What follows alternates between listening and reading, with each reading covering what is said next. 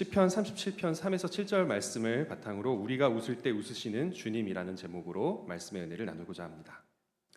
제가 수요일 날 이제 설교를 할 때 요한복음 11장 32절에 그 마리아의 나사로를 오라버니라고 부르는 표현이 있는데 왜 설교에서는 동생이라고 표현을 했느냐 궁금하신 분들이 있을 것 같아서 말씀을 드리는데요. 사실 그 부분의 헬라어인 아델포스라는 말이 같은 자궁에서 난 사람, 즉 형제자매를 이르는 말이라서 나이와 상관없이 사용하는 단어입니다. 네, 그래서 좀 더 여러분에게 그와 같은 안타까운 상황이 어떤 모습이었을까를 설명해 드리기 위해서 그렇게 표현을 했는데요. 네, 궁금하면은 그렇게 질문을 해주시는 것이 좋습니다. 왜냐하면 궁금한데 그냥 넘어가면 찝찝하잖아요, 그죠? 네, 그리고 저도 사실 그런 것들을 궁금해하시는 분들에게 가르쳐 드릴 때 훨씬 더 마음이 편하고 또 행복합니다. 근데 한 미국 드라마에 이런 내용이 나오는데요. 딸이 굉장히 어린 딸이 자기 아버지에게 계속해서 왜요, 왜요, 왜요 하고 묻는 장면이 나옵니다. 여기에서 이 루시라는 딸이요 아버지에게 혹시 나가 놀아도 돼요? 라고 물어보니까 아버지가 아니 지금은 안 돼 라고 대답을 했습니다. 그러자 왜요? 영어로 why 이렇게 간단하게 대답을 하는데요. 이 말에 아버지는 지금 새벽 5시잖니 너무 이른 시각이다 라고 대답을 했는데 이 여자아이가 뭐라고 대답했을까요? 왜요? 왜 이른 시각이라는 거죠? 왜요? 하고 묻자 해가 아직 안 떴으니까 해는 좀 더 나중에 뜰 거야. 왜요? 뭐라고 대답해야 될지 모르는 표정을 짓다가 지구가 조금 더 자전을 하면 해가 지평선에서 뜨기 시작할 거야. 왜요? 이 질문이 계속되니까 이 아버지가 나중에는 막 화를 내면서 그런 이상한 질문 하지 말라고 막 짜증을 내는 그런 장면이 나오는데요. 실제로 제가 경험을 해보니까 아이들이 정말 궁금증이 너무나도 많더라고요. 아까 이 드라마에서는 이 딸이 아버지를 못 살게 굴려고 장난으로 그렇게 왜요 왜요를 계속한 거지만 정말 순수하게 세상에 있는 모든 것들이 처음 경험해 보는 것인 아이들은 다 궁금해합니다. 뭐 예를 들면 왜 가을에는 단풍이 들어요? 이런 거를 물어보면 이제 국민학교 때 배웠던 지식들을 총동원해 가지고 아 원래 나뭇잎의 색깔이 다 저마다 정해져 있는데 한여름에는 엽록소가 초록색으로 있다가 이제 겨울이 다가오면 자가분해를 해서 엽록소가 사라지고 원래의 색깔이 드러나는 거야. 그럼 원래 나뭇잎 색깔이 저렇게 빨간색이고 노란색인데 초록색에 가려져 있던 거예요? 그렇단다. 이렇게 알려주면 아이들이 너무너무 좋아하면서 역시 우리 아빠는 천재라고 너무 똑똑하다고 모르는 게 없다고 얘기를 해주는데 걔네들도 알게 되겠죠. 그건 초등학교 때 배우게 된다는 사실을. 가끔은 또 모르는 걸 물어볼 때가 있습니다. 너무 당연하기 때문에 궁금해하지도 않았던 태양은 왜 불타고 있어요? 이거 물어봐가지고 잠깐만 하고는 막 검색을 해가지고 아 근데 네가 이거 알아들을지 모르겠는데 태양의 수소핵 원자핵이 헬륨 원자핵으로 핵분열을 하고 핵융합을 할 때 남는 에너지가 우리한테 방출이 되는 거래. 설명하면서 나도 이게 무슨 뜻인지 모르겠어. 이렇게 얘기를 하면 무슨 뜻인지 모르는데 어떻게 설명하고 있어요? 그러면서 또 아빠는 천재 막 이런 식으로 추켜 세워주거든요. 진짜로 아빠가 모든 걸 다 아는 줄 아는 그 순수함에 너무 기분이 좋아서 왜요? 왜요? 저건 뭐예요? 아무리 물어봐도 대답을 해주게 됩니다. 왜일까요? 이 아이들의 눈이 점점 커지면서 새로운 지식에 눈뜨고 있는 그 모습이 너무 행복해 보이고 이 아이들이 행복하니까 저도 행복해지기 때문입니다. 아이들은 그렇습니다. 너무나도 순수한 마음으로 그렇게 부모님에게 의지를 합니다. 엄마가 만들어주는 음식, 세상에서 제일 맛있는 음식이고요. 엄마가 무슨 한식 자격증이 있어서 음식을 해주는 것도 아닌데도 불구하고 와 엄마는 최고의 요리사야, 아빠는 최고의 요리사야 라면서 추켜 세워주고 또 그렇게 추켜 세워주는 모습이 너무 좋기 때문에 가끔은 얼토당토않게 갑자기 아빠 케이크 만들고 싶어요 라고 얘기를 해도 최대한 머리를 굴려서 케이크 비스무리한 거라도 함께 만들려고 노력을 하게 되는 거죠. 사랑하는 존재는 그 존재가 행복한 것이 바로 사랑하고 있는 사람의 기쁨이 되는 것입니다. 지금 사는 집에서 이제 몇 달 전쯤에 이 아이들이 노는 방을 따로 만들어 줘야겠다라는 생각을 저와 아내가 하고는 그 전까지 아이들 침대가 있었던 방에 침대를 낑낑거리면서 옮기고 그 방에 아이들 장난감을 넣을 수 있는 장을 넣어주고 장난감을 종류별로 넣어 주었더니 또 아이들이 이렇게 따봉을 하면서 어떻게 우리를 위한 놀이방이 생겼다 하면서 너무너무 좋아하는 거예요. 그 모습을 보면서 얼마나 흐뭇했는지 모릅니다. 근데 성경을 보면요, 하나님이 우리를 향한 마음이 딱 그렇습니다. 딱 그래요. 창세기만 봐도요, 마치 아이들을 위해 방을 꾸며주고 그 다음에 아이들이 놀게 했던 그 마음처럼 이 창세기를 보면 처음에는 빛을 만들어서 빛과 어둠을 나누시고 그 다음에는 하늘을 만드셔서 하늘에 있는 궁창과 또 아래에 있는 궁창을 나누시고 바다와 육지를 만드시고 해, 달, 별을 만드시고 또 물고기와 식물들과 새와 사람 전에 동물들을 이렇게 만드신 다음에 모든 게 완비되어 있는 그 완벽한 세상에 인간을 만드시잖아요. 마치 모든 걸 다 꾸며놓은 방에 아이들이 들어가게 해주는 것처럼 말입니다. 어쩌면 하나님께서는 그런 마음으로 인간이 만들어진 뒤에 너무나 좋았다고 하신 건 아닐까요? 야, 여기가 내 방이다, 내 침대다, 나를 사랑하는 우리 부모님이 꾸며주신 것이구나 하면서 좋아하는 그 아이들의 마음처럼 우리도 나를 사랑하시는 하나님께서 이 땅을 이렇게 준비해 주셨구나, 이렇게 예비해 주셨구나 라는 마음으로 행복해할 수 있기를 원합니다. 그리고 또한 인간을 하나님의 형상으로 만드셔서 대리자이자 상속자이자 자녀로 삼으셨는데요, 고대 사회에서는 어떤 왕이나 황제가 그 지역을 통치한다는 걸 의미하기 위해서 그곳에 자기 얼굴이 새겨져 있거나 또는 자기의 몸을 닮은 상을 만들었다고 합니다. 그런데 그런 동상이나 석상을 세워 놓으면 이것이 저 사람의 통치가 임하는 곳이구나라는 걸 상징하기 때문에 그곳에서는 남들이 함부로 그 사람의 통치를 벗어나지 못하는 것이죠. 그런데 인간이 하나님의 형상으로 지음받았다는 건 곧 인간이 하나님의 형상이니까 그 하나님의 형상인 인간에 있는 모든 곳에 하나님의 통치가 임해야 된다라는 걸 뜻하는 것이기도 합니다. 그렇기 때문에 하나님께서는요, 우리가 행복해야만, 그리고 우리가 올바르게 신앙 위에 서 있어야만 행복해 하실 수가 있습니다.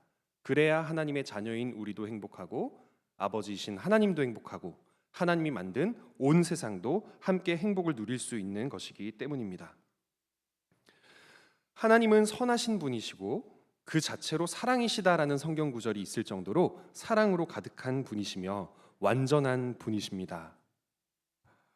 그런데 하나님께서 우리를 행복하기를 바라신다라고 했을 때 그 행복은요, 알고 보면 세상에서 이야기하는 행복과는 조금 다른 구석이 있습니다. 즉 세상적 관점에서의 행복과는 다른 행복입니다. 어떤 사람이 이런 질문을 했습니다. 여러분도 한번 마음속으로 답해 보세요. 혹시 당신은 돈을 벌기 위해 내키지 않는 행동, 하기 싫은 행동, 하면 안 될 것 같은 행동을 한 적이 있습니까? 그랬더니 어떤 사람이 이렇게 대답을 했대요. 네, 저는 돈을 위해 내키지 않는 일을 해본 적이 있습니다.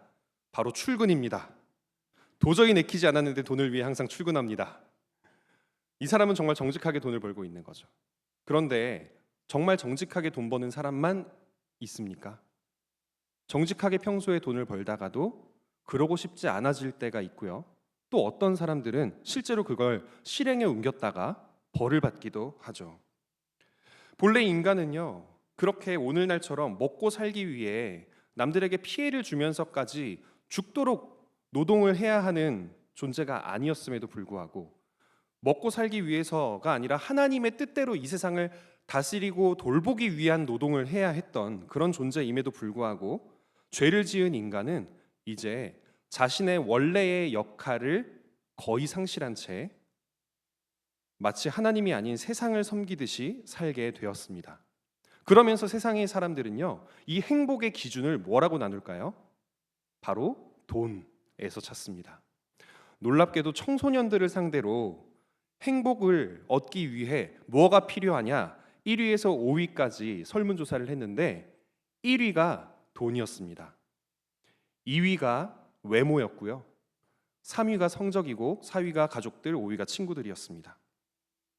이 어린아이들조차도 그런 세상을 경험하면서 자라고 있는 것입니다. 돈이 최고다. 외모가 최고다. 가족이나 친구보다도 성적이 최고다. 그러다 보니 죄를 지은 인간은 이 세상에 있는 것들을 자기를 위해 사용하려는 본능을 가지고 있습니다. 그래야 내가 행복할 수 있으니까요. 같은 피조물인 동식물들을 착취하고 환경을 오염시키면서까지 끊임없이 자신을 위해 생산하려고 하고 어떤 동물들을 멸종시켜 가면서까지 자기 이익을 추구하고 또 사람이 사람을 상대로도 나쁜 일들을 일으키기도 합니다.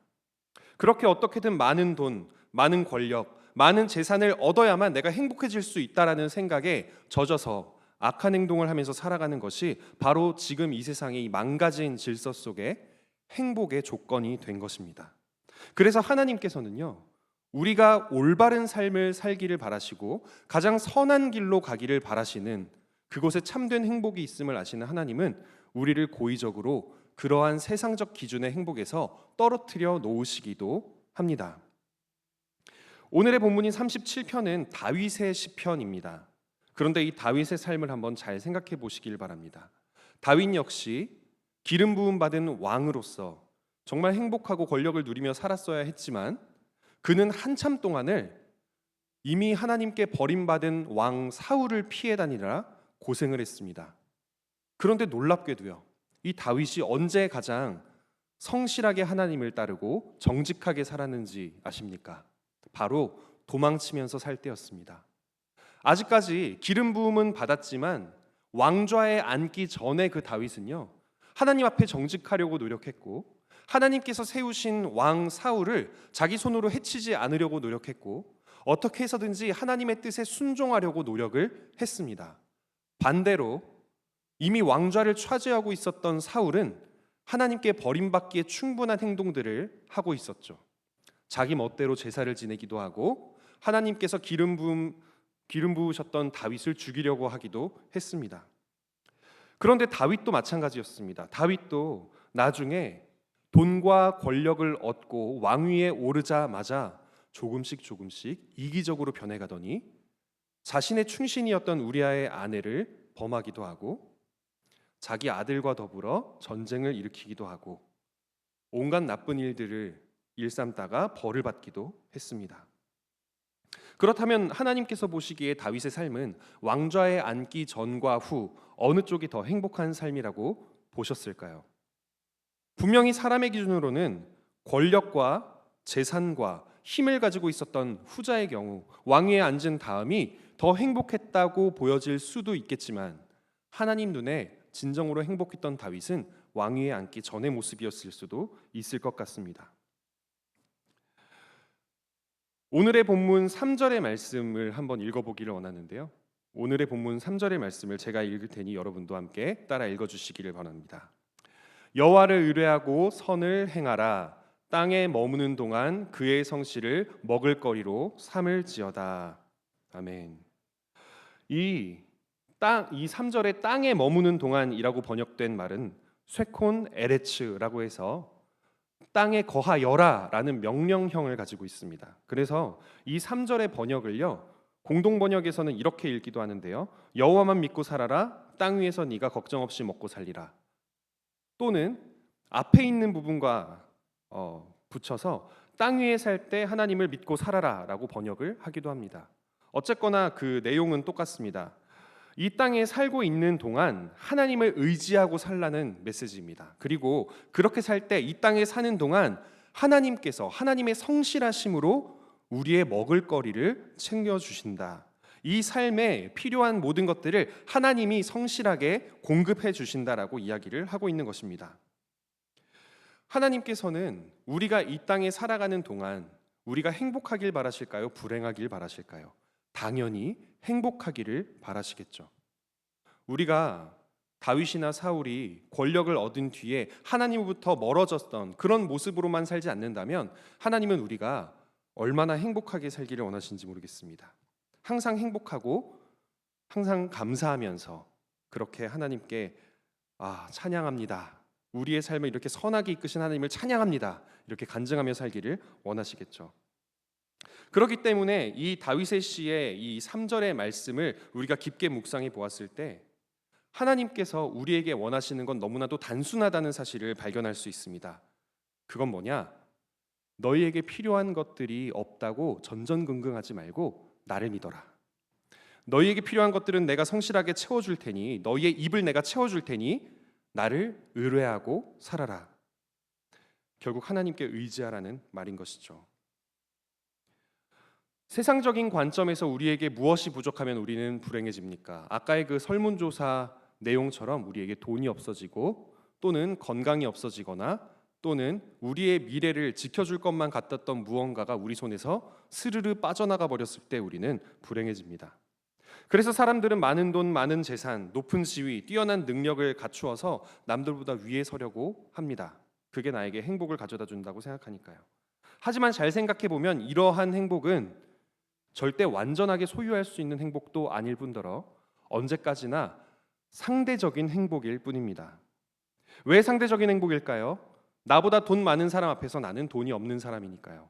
나보다 잘생기고 나보다 젊은 사람 앞에서 나는 나이 많은 사람이고 나는 못나 보이는 사람이고 나보다 성적이 좋고 학벌이 좋은 사람 앞에서 나는 그 사람보다 어리석어 보이는 사람이기 때문에 그렇습니다. 내가 아무리 많은 것들을 쌓는다고 해도 이 세상에서는요, 나보다 나은 사람이 반드시 있게 되고 나는 그 사람을 바라보며 시기하게 되고, 그렇기 때문에 이 세상 관점에서 우리에게 행복을 가져다 주는 것들은요, 다 상대적인 것이라고 하는 것입니다. 얼마 전에 여기 앞에 있는 방원중학교에서 이제 학교 앞 전도를 하고 있는데 아이들한테 물티슈나 달고나 같은 걸 이렇게 나눠주면서 인사를 하고 있는데 한순간 부럽더라고요. 그렇게 중학생으로 살아가는 그 아이들이, 야 너희는 너희 때가 얼마나 좋은지 아냐 라는 말이 여기까지 올라왔지만 아이고 공부 힘들지 하면서 먹을 것을 나눠줬는데, 하지만 또 저를 부러워하시는 분들도 굉장히 많겠죠. 와, 목사님 나이가 몇 살일까? 저 나이 때 나는 정말 많은 것들을 이룰 수 있었는데. 그런데 참 웃긴 게 뭔지 아세요? 제가 최근에 저희 부모님 나이 때의 분들을 부러워하는 분들도 만났습니다. 내가 10년만 젊었으면 산책을 갔을 텐데 하면서 부러워하시는 분도 만났습니다. 사람은 다 그렇습니다. 우리는요, 우리가 가지고 있는 것들이 영원할 거라는 착각에 빠져 살아가지만 사실 우리의 젊음도 영원하지 않고 우리의 인생도 영원하지 않고 우리가 가지고 있는 돈도 언젠가는 사라질 것이며 우리가 가지고 있는 능력도 언젠가는 가치 없는 것이 될 수 있습니다. 그래서 하나님께서는요, 우리가 기뻐하기 위한 조건을 이런 상대적인 것에 두기를 원치 않으십니다. 그런 것들은 그저 하나님이 공급해 주시는 것에 만족하길 원하시고, 하나님이 정말 원하시는 건요, 바로 하나님으로 인해 우리가 기뻐하기를 원하십니다. 왜냐하면 하나님은 절대자이기 때문이십니다. 절대자이신 하나님 앞에서 우리가 우리의 정체성을 찾을 때 우리는 영원히 변하지 않을 하나님의 자녀이고 영원히 잃지 않을 영원한 생명을 가지고 있는 천국 백성이며, 우리는 영원하신 하나님의 소중한 형상으로 지으심을 받은 사람들이기 때문입니다. 곧 하나님의 자녀로서의, 영원히 잃지 않을 하나님의 자녀로서의 그 관계적인 기쁨을 하나님은 누리기를 원하시는 것이죠.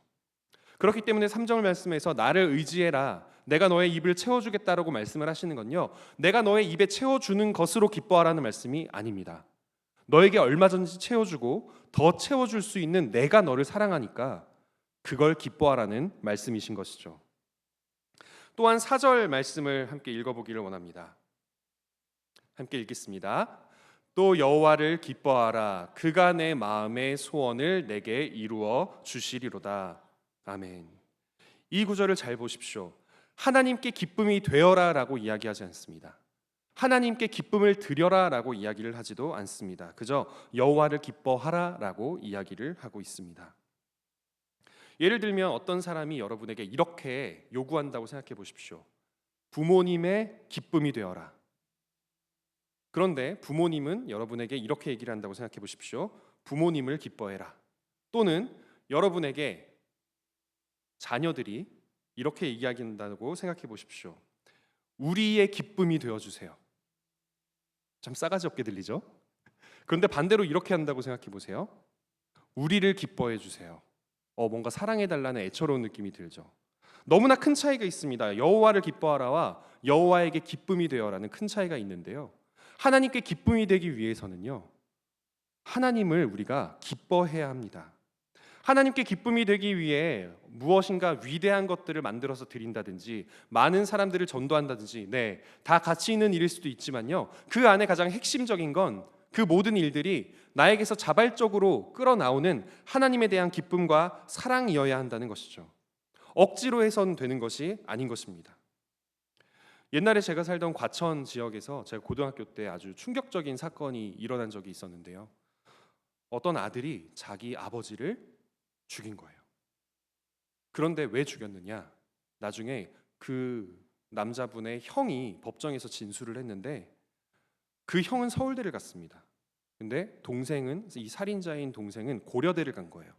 고려대 얼마나 좋은 대학교입니까? 그죠? 근데 이 아버지가 야, 너희 형은 서울대 갔는데 너는 왜 고려대 갔냐 하면서 맨날 재수해라 삼수해라 엄청나게 성적의 압박을 주었다고 합니다.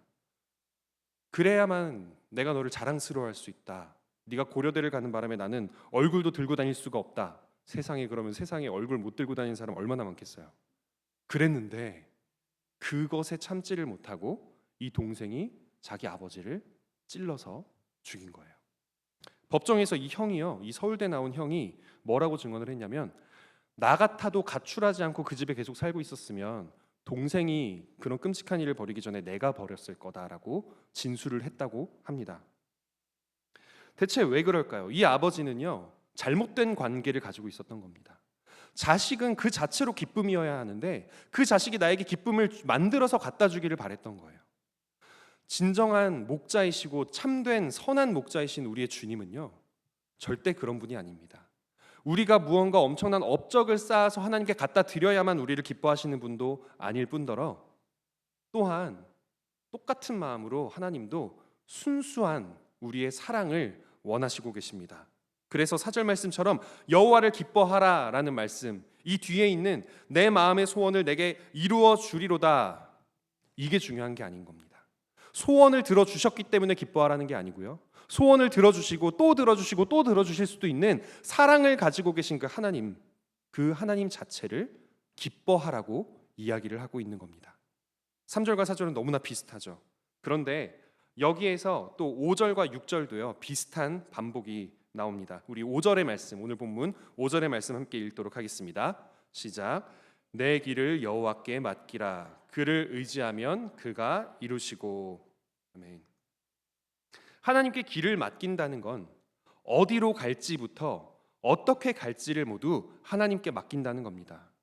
우리는 기도할 때 가끔 이런 실수를 합니다. 내가 갈 길, 내가 하고 싶은 일, 나의 미래를 내 머리로 다 구상해 놓고 그 다음에 하나님 그 길로 잘 가게 해주세요 라고 이야기를 하는 경우가 있는데요, 아까 말씀드렸던 것처럼 만약에 왕좌에 앉은 다윗이 잘못된 것을 자기의 정욕으로 하나님께 그렇게 구한다면 다윗을 사랑하는 하나님께서 그 소원을 이루어 주시겠습니까?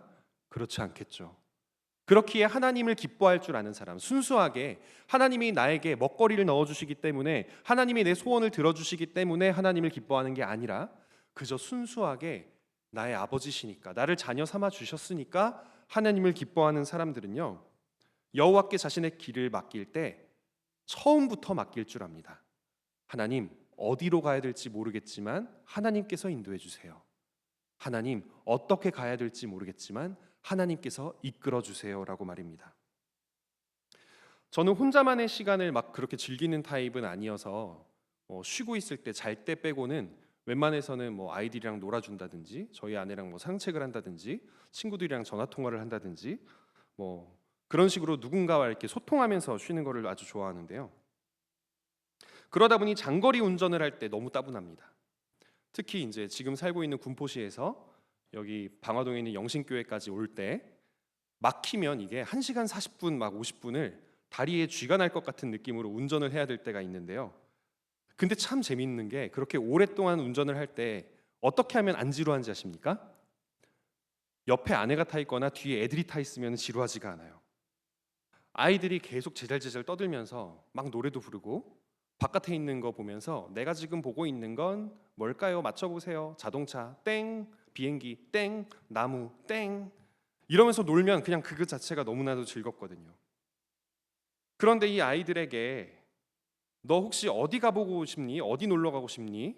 휴일인데 어디가 데려다 줄까? 라고 이야기를 하면 이 아이들이 뭐 하고 싶다라고 얘기를 하는데 그 아이디어가 빈약할 때가 있습니다. 예를 들면, 야, 기껏 휴일이니까 어디 갈래? 머릿속으로는 뭐 바다 가자 이런 거를 떠올리고 있는데 놀이터 갈래요. 모래놀이 할 거예요. 비눗방울도 가져가자. 예! 이러면서 좋아한단 말이에요.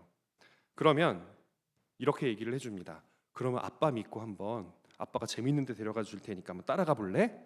그리고는 근사한 키즈 카페를 가는 거죠. 그리고는 어디로 가는지 모르는 애들한테 좀 있으면 도착한다고 얘기를 해주는 거죠. 그럼 아이들은 엄청나게 좋아하게 됩니다. 와, 놀이터 왔으면 이렇게 재미없었을 텐데. 하나님께서도 마찬가지입니다. 오히려 이 아이들과 저와의 간극보다 저와 여러분과 하나님과의 관계가 훨씬 더 그 간극이 큽니다.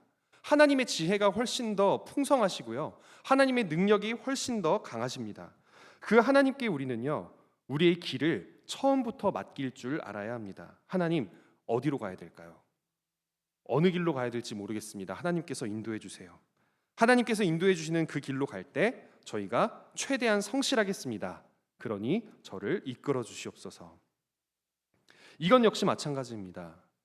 왜 아이들과 함께 차를 타고 가면 장거리 운전이 지겹지가 않을까요? 제가 아이들을 사랑하니까 그런 거죠.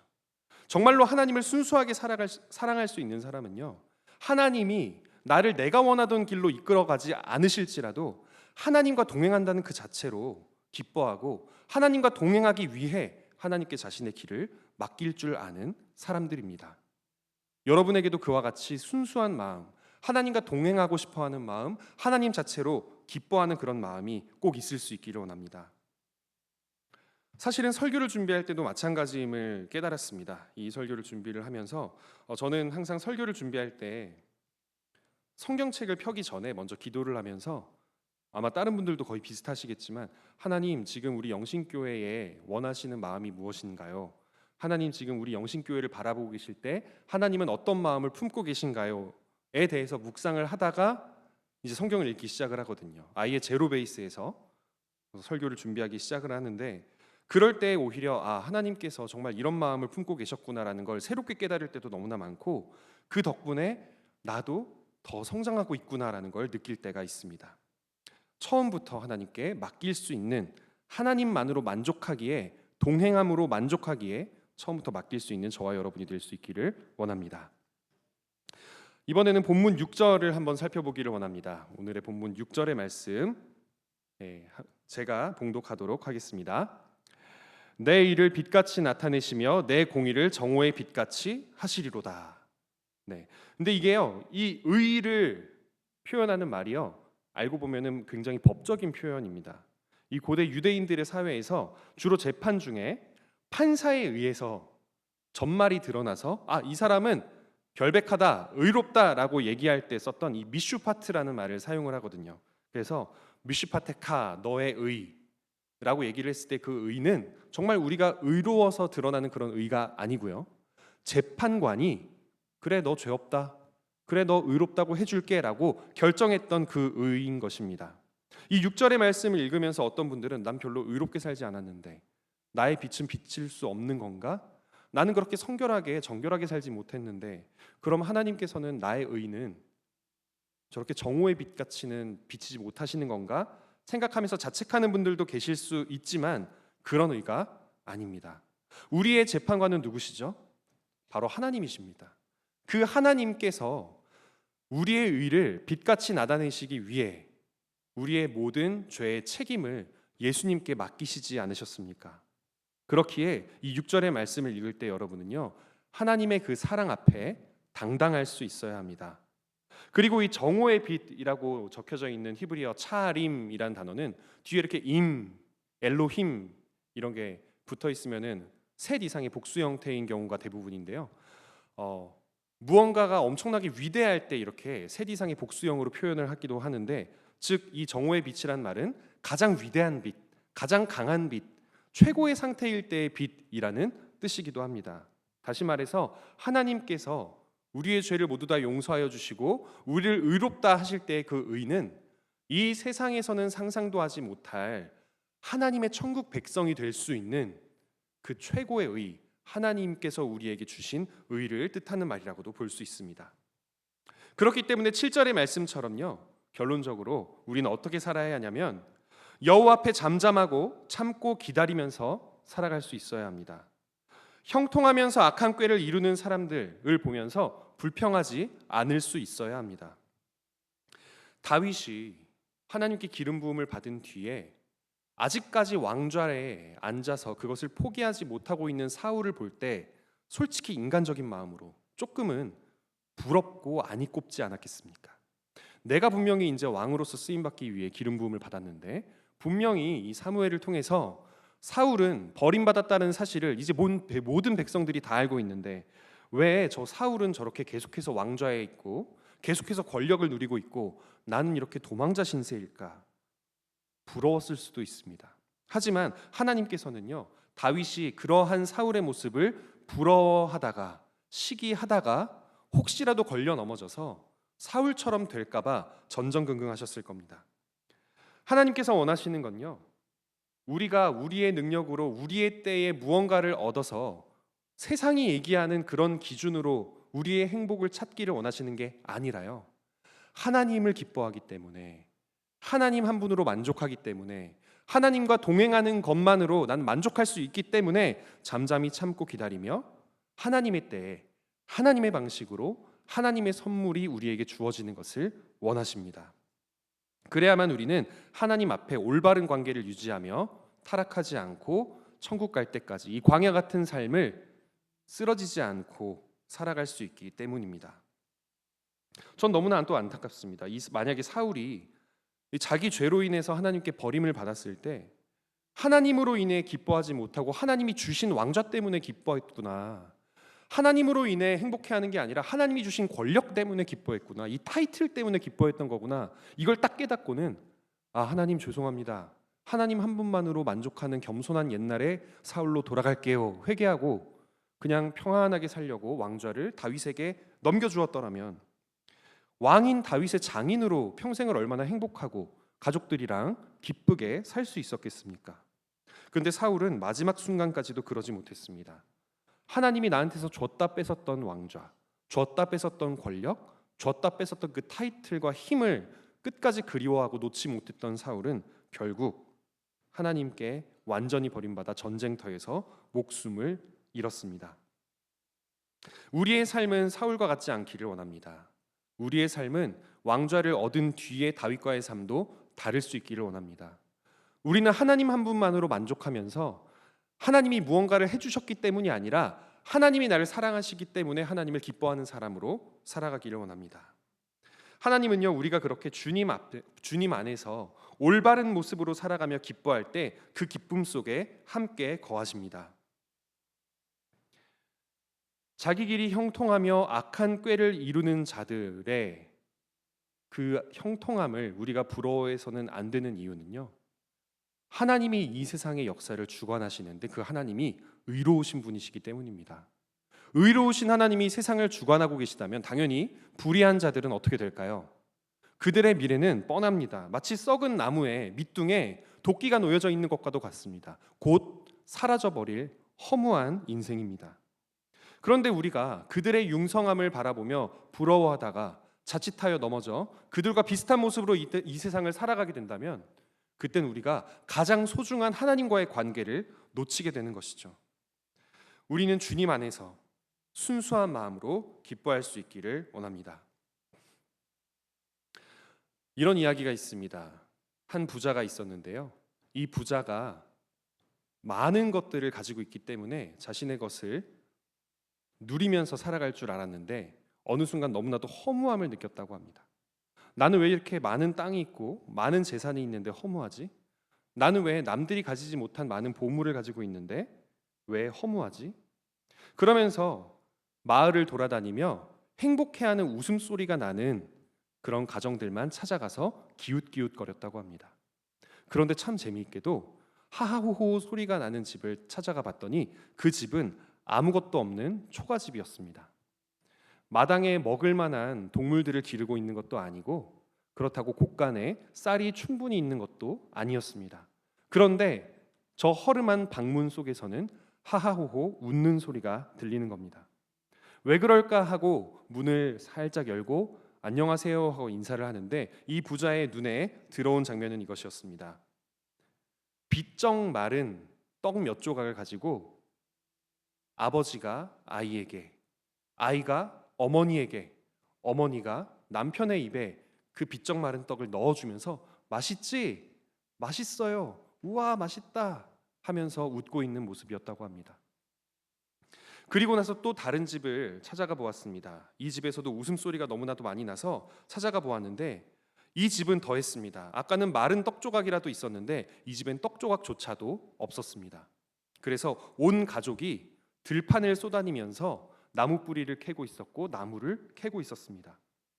그래서 왜 이렇게 웃음소리가 클까 하고 가까이에 가서 쫓아가 봤더니 이 아빠나 엄마나 아이가 무언가를 하나 찾아서 먹을 거 찾았다라고 외칠 때마다 가족들이 박수를 마구 치면서 잘했다고 칭찬을 해주더라는 겁니다. 나무 뿌리를 캐는 이 아이에게 아빠 나무 뿌리 캤어요 라고 얘기를 할 때 우와 우리 자식 장하다라고 칭찬을 해주더라는 겁니다. 그 모습을 본 이 부자는 깨달았습니다. 아, 내가 허무하게 살았던 이유가 그것이구나. 많은 것을 가지고 있음에도 불구하고 행복하지 않았던 이유가 그것이구나. 그리고는 이 부자가 자신이 가지고 있었던 보물과 돈과 먹을 것을 들고 마을을 돌아다니기 시작하면서 사람들에게 나눠주기 시작했습니다. 돈이 없는 집에는 돈을 나눠주고 먹을 것이 없는 집에는 먹을 것을 나눠주고 가축이 없는 집에는 가축을 나눠주고 그리고 혹시라도 결혼을 앞두고 있거나 아니면 그 집안에 있는 누군가에게 경사가 있을 때는 보물을 나눠주기도 했습니다. 그렇게 나눠주다 보니 이 부자에게는 더 이상 나눠줄 것이 없었는데요. 그런데도 불구하고 그 뒤로 이 부자는 훨씬 더 행복하게 살 수가 있었다고 합니다. 왜였을까요? 이 부자가 집에 가만히 있어도 사람들이 똑똑똑 하고 찾아와서 인사를 하고는 요번에 새로 만든 떡인데 같이 먹어볼까요? 하면서 와서 말벗이 되어주며 함께 떡을 나누고 문 밖으로 나서기만 하면 사람들이 자신에게 90도로 공손하게 인사를 하면서 이 사람이 우리 가족의 은인이라고 칭찬을 해주고 떠받들여주고 혹시라도 이 부자가 감기에 걸렸는지 콜록콜록 걸리기만 해도 사람들이 앞다투어서 약재를 나눠주었기 때문입니다. 그제서야 이 부자는 자신의 삶이 허무하지 않다는 걸 깨달았다고 합니다. 사람의 삶은 그렇습니다. 우리의 삶은요, 이 세상적인 기준으로 무언가를 얻고 또 얻는다고 해서 행복해지는 게 아닙니다. 사실은 그 얻으려는 노력은요, 나를 위해서 사용하거나 남들을 위해서 사용하기 위해 얻으려는 것이기 때문입니다.